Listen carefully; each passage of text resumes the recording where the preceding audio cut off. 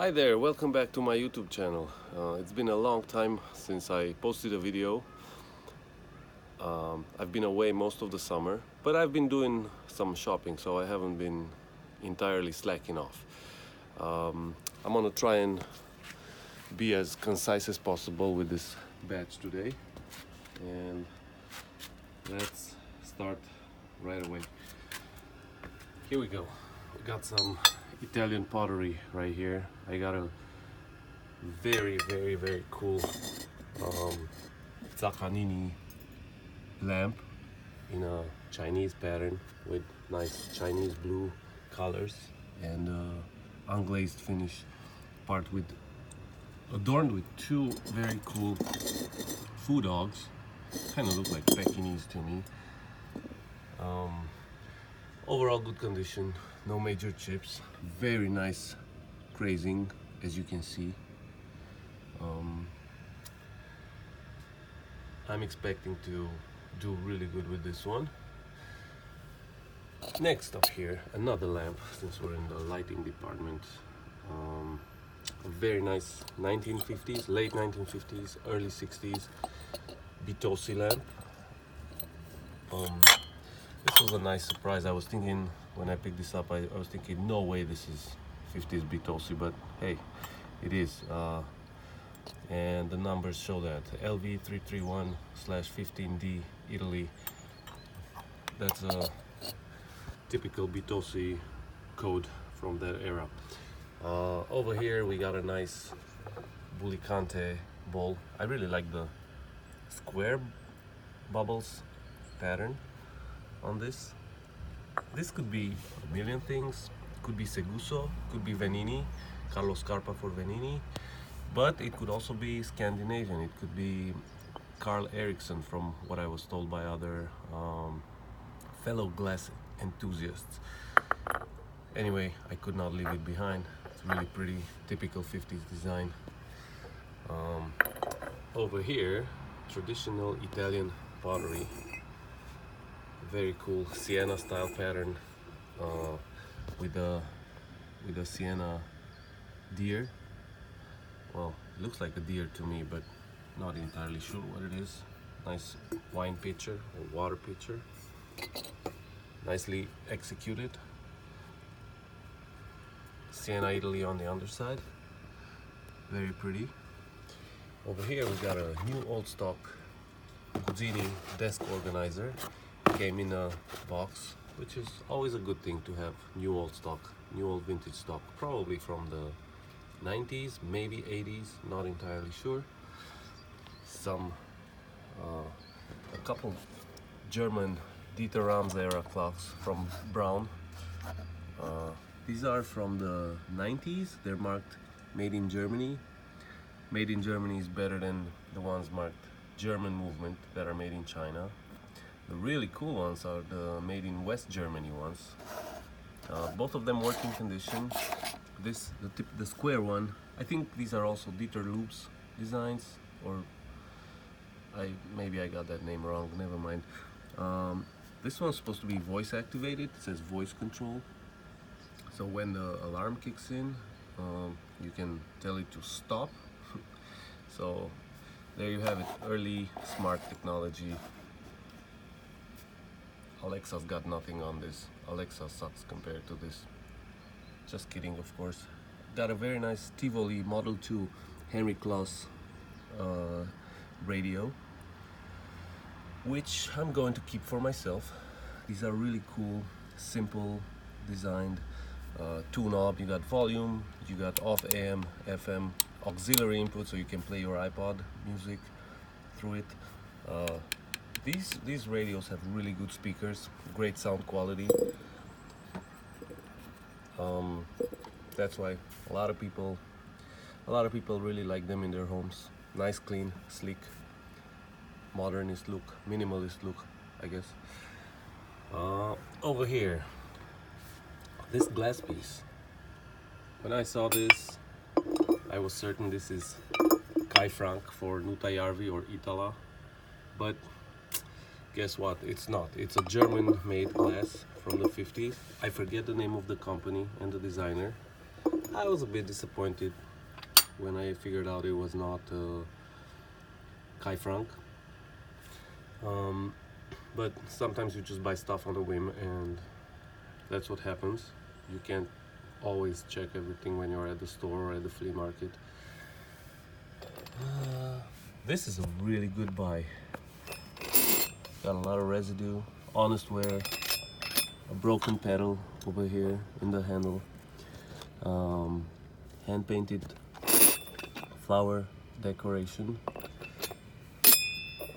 When I got this, I wasn't sure if it's a fake or if it's actually real, but believe it or not, this is Meissen from the 1750s, around the 1750s. Very delicate. It's kind of crude in execution.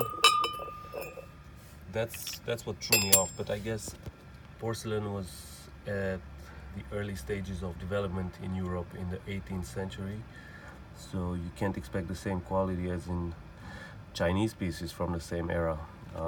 Meissen were the first to actually manufacture porcelain in Europe, and they're still around today, which gets me to these items, which are by rorstrand focus from the 60s. I got some salad or bread and butter plates and some cups with a creamer. I'm gonna sell these separately. The plates one listing, the cups and creamer another listing. This is a Carl Harry Stahlhane design. Not the best seller, but I expect I'll do alright with them when they finally sell. They're pretty cool. They got that retro mod look that everybody wants. And while we're at the rorstrand chapter, I really love finding stuff like this. This vase is made for Rorstrand Atelier by Inger Peterson. I don't know if you're able to see, but you got the IP signature in the middle and the 3 crowns and the R, the 3 Swedish crowns. This is a rather rare pattern. I found it listed as tribal, but I'm not entirely sure that that's the name for this. Anyway, it'll do all right. Some bodanova flatware, contemporary, nice satin finish. Not a lot, but got them for cheap. I couldn't leave them there. Got some really nice stainless steel Danish Georgjensen candle holder. Oops. Hopefully I'm not gonna break everything here.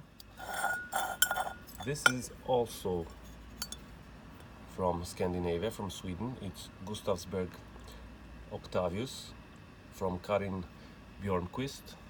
That's the name of the designer. It's a nice little planner. And this is Lillemor Mannerheim for Upsalaekeby. Nice little teapot in ruby finish, excellent condition, typical 50s, 60s design, good quality, nice glaze. Over here, okay, sometimes you buy things because you can make money on them, not because you like them, and that's exactly the case with this figurine. I don't necessarily like lladros, but there you have it. Nice lladro figurine. No chips, no cracks, but the little artist girl is missing the paintbrush and the palette. If this was boxed, it would sell for a lot of money, but since it's got no chips, even though it's missing the 2 components, these were glued, they're not broken off, so we'll be able to sell that for some nice money too. Also from Spain, I got this Catalan or maybe Valencian antique tile, 18th century tile. It already came framed. Couldn't leave it behind because I got a weak spot for antique tile. Also made in Spain is this very nice Demitas espresso cup set made by Vistaalegre. Unfortunately, I forget the name of this pattern. but really nice, delicate, well-made porcelain in excellent condition. This is an Eloi of France for Davidoff cigar cutter. As you can see, it's brand new, it was never used, and really cool because I got the actual receipt from when this was bought for 240 Swiss francs in 1984.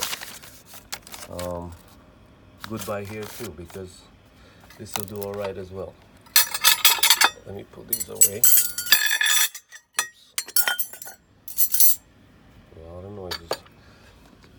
Classic Rosenthal Bjornwiinblad Romance platter or plate. It's actually bigger than a dinner plate, so it's probably like a cake plate or something, not entirely sure.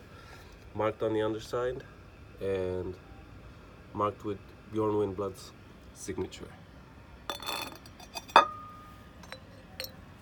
This comes from Poland, mid-century design from Poland. Look at this little puppy. I do prefer this to lladros any day. This is, I think, cmielow is how you pronounce the name of the factory correctly. It's a rather rare rendition of this figurine, number 4109F. I've had a cat from the same company, and I did great with it. Hermes, whatever you call it, Hermes ashtray, nice mosaic pattern. This is a replica of an ancient Roman mosaic of Hermes. Nice nautical design. But actually this is not nautical, it's actually Christian. The fish and anchor, they signify, they're Christian symbols. Marked here, Hermes. Nice leather backing, and marked made in France here. If you're into Hermes, you know Hermes ashtrays do really good. I got a problem with the zoom here, I can see that, but hopefully the video will come out all right. This one right here is what I believe to be a Jacques Pouchain little tray, marked Atelierdieulefit in 2 spots. And if I compare this to other Jacques Pouchain designs, it totally plays the part. So I listed this as Jacques Pouchain. You see, the market will tell whether this is actually Jacques Pouchain or not. A little Phoenix glass paperweight. There's actually 2 Phoenix glass studios, and this is not the great Phoenix glass studio from the States. This is an English or British glass studio, and unfortunately it doesn't sell for too much money, but sometimes you take a risk, like I said with that glass decanter over there that I showed you earlier. And this right here, this was the buy of the year so far. This has been a really good buy. You can see the Bentley emblem right there. Very nice intertwined wire radiator design. It looks like a radiator, but it's actually a decanter bottle. Just do yourself a favor and check rod speed radiator decanters online and see how much these sell for. This top actually comes off, and as you can see, you have a bottle in there, and this really made my day when I found this, and I was very, very excited. Anyway, there you have it. I hope you enjoyed my video. Don't forget to click subscribe, and I'll see you next time.